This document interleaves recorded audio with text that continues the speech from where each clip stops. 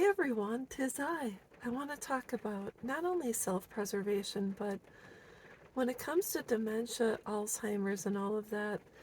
And I want to really touch base on something that adult sons and daughters probably don't consider when making the choice to cut ties with their parents. In my family, my maternal great-grandmother, this is my Nana's mom. I don't know how old she was when she formed dementia, and that eventually led into full-blown Alzheimer's, and I believe she was in that state of mind for about 20 years. My grandmother's mother, my great-grandmother, was in a nursing home because I don't think anyone was able to care for her the way she really needed. And so my grandma said that when her and her siblings would go visit their mom, she wouldn't know who they were.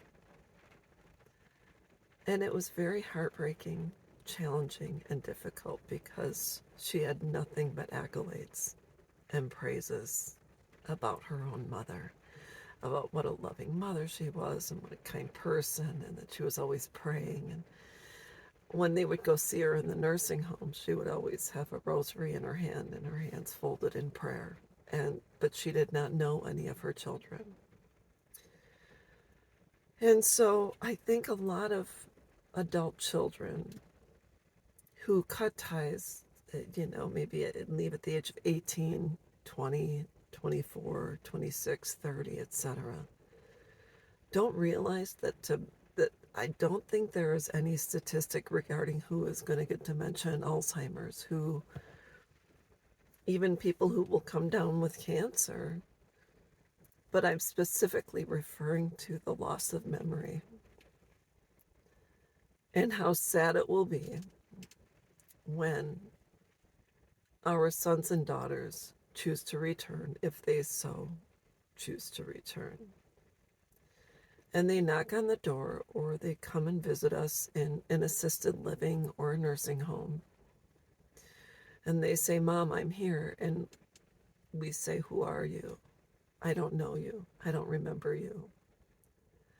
I think that's going to be the saddest day in certain folks' lives. I don't know about you, but as an estranged parent, I think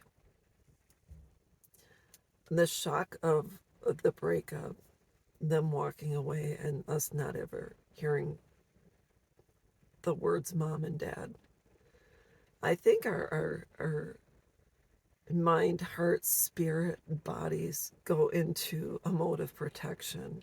And I'm not saying I don't remember. I'm not saying that I've forgotten my daughters, but I don't have their pictures up. I don't watch videos of them. I see memories on Facebook and things like that. And so things will come back and jog my memory. Oh, I remember this, or I remember that. But a lot of it is fading, and I think it has to do with our bodies, minds, spirits, etc., protecting us from pain, protecting us from crying, protecting us from heartache, from not wanting to live anymore. And so I think there's a certain self-preservation when your body starts to let go of memories, um, and start to rebuild new memories. For instance, first 20 years I had with my family of origin, and then I had the next 20 years with my own children, and now I'm on the third 20, so years. And I remember my childhood, of course, and then, because that was, we all eventually moved out of the house and got married and had our own children. So there was a natural morphing of it. It wasn't a painful separation per se.